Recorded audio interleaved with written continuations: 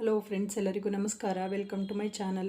ಇದು ನನ್ನ ಗಣೇಶ ಹಬ್ಬದಲ್ಲಿ ಮಾಡಿರೋ ವಿಡಿಯೋ. ಸ್ವಲ್ಪ ಲೇಟಾಗಿ ಅಪ್ಲೋಡ್ ಮಾಡ್ತಾ ಇದ್ದೀನಿ ಫ್ರೆಂಡ್ಸ್. ಅದಕ್ಕಿಂತ ಮುಂಚೆ ಇನ್ನೊಂದು ವಿಚಾರ, ಯಾರಿಗಾದರೂ ಮಿಲೆಟ್ ಹೆಲ್ತ್ ಮಿಕ್ಸ್ ಪೌಡರ್ ಮತ್ತು ಇನ್ನು ಹಲವಾರು ಹೋಮ್ ಮೇಡ್ ಪ್ರಾಡಕ್ಟ್ಸ್ ಇರ್ಬೋದು, ಇವನ್ ಡ್ರೈ ಫ್ರೂಟ್ಸ್ ಲಡ್ಡು ಮತ್ತು ಸಾಂಬಾರ್ ಪುಡಿ, ಈ ಥರ ನಿಮಗೆ ಯಾರಿಗೆ ಏನೇ ಬೇಕಾದ್ರೂ ನಾನು ಕೆಳಗಡೆ ಡಿಸ್ಕ್ರಿಪ್ಷನಲ್ಲಿ ನಂಬರ್ ಕೊಟ್ಟಿರ್ತೀನಿ, ಕಾಂಟ್ಯಾಕ್ಟ್ ಮಾಡಿ.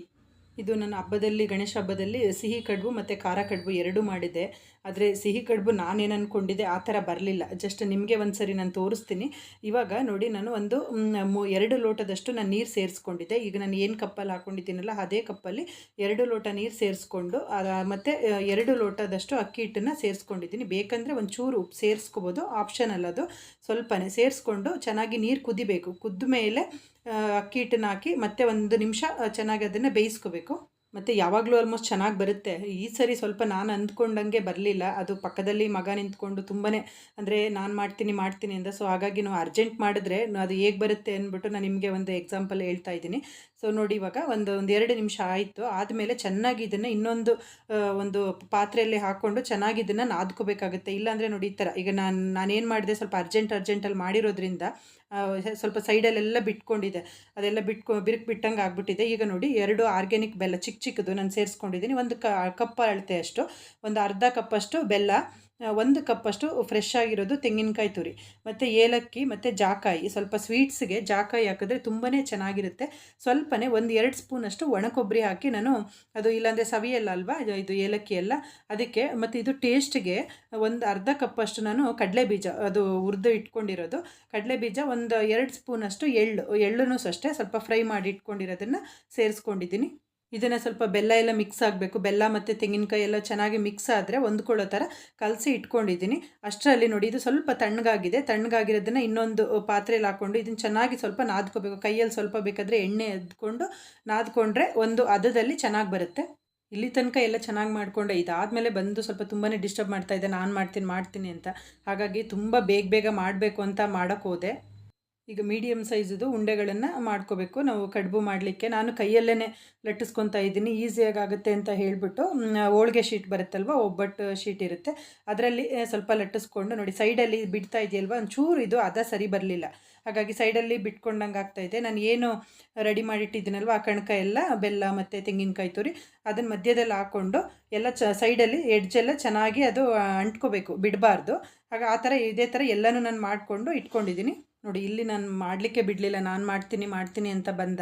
ಹಾಗಾಗಿ ನಾನು ತುಂಬ ಫಾಸ್ಟಾಗಿ ಮಾಡೋಕ್ಕೆ ಹೋದೆ. ಸ್ವಲ್ಪ ನೋಡಿ, ಅಷ್ಟು ಚೆನ್ನಾಗಿ ಬಂದಿಲ್ಲ. ಅಂದರೆ ನಾನು ಮಾಡಿರೋದು ಗೊತ್ತಾಗ್ತಾ ಇದೆ ನೋಡಿ, ಕಾಣಿಸ್ತಾ ಇದೆಯಲ್ವ, ತುಂಬ ಬೇಗನೆ ಮಾಡಿರೋದು. ಇವಾಗ ಅದು ಇಡ್ಲಿ ಪಾತ್ರೆ ಇಟ್ಕೊಂಡು ಸ್ವಲ್ಪ ನೀರು ಹಾಕ್ಬಿಟ್ಟು ನೀರು ಕುದಿಲಿಕ್ಕೆ ಇಟ್ಕೊಂಡಿದ್ದೆ. ಇವಾಗ ಕಡುಬುಗಳು ನಾನು ಏನು ಮಾಡಿಟ್ಕೊಂಡಿದ್ದೆ ಅಲ್ವ, ಅದನ್ನು ಒಂದು 2 ಪ್ಲೇಟಲ್ಲಿ ಕೆಳಗಡೆ ಸ್ಟೀಮರ್ ಇರುತ್ತಲ್ವ ಅದರಲ್ಲಿ ಸ್ವಲ್ಪ, ಮತ್ತು ಇಡ್ಲಿ ಪಾತ್ರೆಯಲ್ಲಿ ಎಲ್ಲ ಬೇಯಿಸ್ಕೊತಾ ಇದ್ದೀನಿ ಚೆನ್ನಾಗಿ. ಅಂದರೆ ಒಂದು 5-6 ನಿಮಿಷ ಚೆನ್ನಾಗಿ ಬೇಯಬೇಕಿದು. ಅಷ್ಟರಲ್ಲಿ ಖಾರ ಕಡುಬು ಮಾಡಲಿಕ್ಕೆ ನೋಡಿ, ಕಡಲೆಬೇಳೆನ ಒಂದು 4 to 5 hours ಬೆಳಿಗ್ಗೆ, ಇವಾಗ ನಾವು ಮಧ್ಯಾಹ್ನ ಮಾಡಬೇಕು ಅಂದರೆ ಬೆಳಿಗ್ಗೆ ನೆನೆಸ್ಬಿಟ್ರೆ ಆಗುತ್ತೆ. ನಾನು ಒಂದು 4-5 ಗಂಟೆ ಟೈಮು ನೆನೆಸಿ ಇಟ್ಕೊಂಡಿದ್ದೆ. ಈಗ ನೆಂದಿರೋದನ್ನು ನೀರನ್ನ ತೆಗೆದುಬಿಡ್ಬೇಕು ಕಂಪ್ಲೀಟ್. ಸ್ವಲ್ಪನೂ ಈಗ ನಾವು ಇದೇ ಇದರಲ್ಲಿ ವಡೆ ಎಲ್ಲ ಮಾಡ್ತೀವಿ, ಕಡಲೆಬೇಳೆ ವಡೆ ಮಾಡ್ತೀವಲ್ವ, ಅದೇ ಥರ ನಾನು ಅಂದರೆ ಈರುಳ್ಳಿ ಮತ್ತು ಬೆಳ್ಳುಳ್ಳಿ ನಾನು ಏನು ಯೂಸ್ ಮಾಡಲಿಲ್ಲ, ಅದು ಇಲ್ಲದೇ ಮಾಡೋಣ ಅಂತ ಹೇಳಿ ನಾನು ಮಾಡಿದ್ದೆ. ಒಂದು 4 ಹಸಿಮೆಣ್ಸಿನ್ಕಾಯಿ, ಶುಂಠಿ ನೋಡಿ, ಶುಂಠಿ ಹಾಕ್ಕೊಂಡಿದ್ದೀನಿ, ರುಚಿಗೆ ಎಷ್ಟು ಬೇಕು ನೋಡಿಕೊಂಡು ಉಪ್ಪು ಹಾಕ್ಕೊಂಡಿದ್ದೀನಿ. ಇದನ್ನು ಸ್ವಲ್ಪ ತರಿಯಾಗಿ ರುಬ್ಬಿಟ್ಕೋಬೇಕು. ಕಾಣಿಸ್ತಾ ಇದೆಯಲ್ವಾ, ಇದು ಮಾತ್ರ ತುಂಬಾ ಚೆನ್ನಾಗಿ ಬಂತು. ಟೇಸ್ಟ್ ಅಂತೂ ತುಂಬ ಚೆನ್ನಾಗಿ ಬಂದಿದೆ. ಅದೆಲ್ಲ ರುಬ್ಬಿಟ್ಕೊಂಡ್ಮೇಲೆ ಸ್ವಲ್ಪ ಸಬ್ಬಸಿಗೆ ಸೊಪ್ಪು, ಕೊತ್ತಂಬರಿ ಸೊಪ್ಪು ಮತ್ತು ಕರಿಬೇವು ಮೂರನ್ನು ಚೆನ್ನಾಗಿ ತೊಳೆದು ಇಟ್ಕೊಂಡು ಚಿಕ್ಕದಾಗಿ, ಇದು ಈಗ ವಡೆ ಎಲ್ಲ ಮಾಡಿದ್ರೆ ಚಿಕ್ಕದಾಗಿ ಹೆಚ್ಚಿಟ್ಕೊಂಡು ಎಲ್ಲ ಮಿಕ್ಸ್ ಮಾಡಿ ಇಟ್ಕೋಬೇಕು. ನೋಡಿ, ಇವಾಗ ಎಷ್ಟು ಚಿಕ್ಕದಾಗಿ ಹಚ್ಚಿಟ್ಕೊಂಡಿದ್ದೀನಲ್ವ, ಇದನ್ನು ನಾನು ಏನು ರುಬ್ಬಿಟ್ಕೊಂಡಿದ್ದೀನಲ್ಲ ಇದಕ್ಕೆ ಹಾಕಿ ಒಂದು 2 ಸತಿ ಚೆನ್ನಾಗಿ ಮಿಕ್ಸ್ ಮಾಡಬೇಕು. ಸ್ವಲ್ಪ ಜೀರಿಗೆ ಸೇರಿಸ್ಕೊಂಡಿದ್ದೀನಿ, ಒಂದು ಅರ್ಧ ಚಮಚದಷ್ಟು ಜೀರಿಗೆ ಸೇರಿಸ್ಕೊಂಡು ಅದೆಲ್ಲ ಚೆನ್ನಾಗಿ, ಉಪ್ಪು ಬೇಕಾದ್ರೆ ನಾವು ಯಾವಾಗ ಮಾಡ್ತೀವಲ್ವ ಆವಾಗ ಸ್ವಲ್ಪ ಉಪ್ಪು ಸೇರಿಸ್ಕೋಬೋದು ನೋಡಿಕೊಂಡು. ನೋಡಿ, ಇವಾಗ ಕಡುಬು ನೋಡಿ, ಸಿಹಿ ಕಡುಬು, ಬಟ್ ಟೇಸ್ಟ್ ಅಂತೂ ತುಂಬ ಚೆನ್ನಾಗಿತ್ತು. ತಿನ್ನಲಿಕ್ಕೆ ತಿಂದೇ ಇರೋ ಥರ ಏನಾಗಿಲ್ಲ. ಆದರೆ ನೋಡಿ, ಈ ಥರ ಎಲ್ಲ ಬಿಟ್ಕೊಂಡಿದೆ, ಎತ್ತಲಿಕ್ಕೆ ಬರ್ತಾ ಇಲ್ಲ ಆ ಥರ. ಯಾಕೆ ತುಂಬ ನಾವು ಅರ್ಜೆಂಟಲ್ಲಿ ಮಾಡಿದ್ರೆ ನಾವು ಯಾವುದೇ ಅಡುಗೆಗಳೂ ಈ ಥರ ಆಗುತ್ತೆ ಅಂತ ಒಂದು ನಿಮಗೆ ತೋರಿಸ್ತಾ ಇದ್ದೀನಿ ಅಷ್ಟೇ, ಇನ್ನೇನಿಲ್ಲ. ಆದರೆ ಬೇಗನೆ ಖಾಲಿ ಆಗೋಯ್ತು, ವೇಸ್ಟ್ ಆಗೋ ಥರ ಏನೂ ಆಗಲಿಲ್ಲ, ಖಾಲಿ ಆಯಿತು.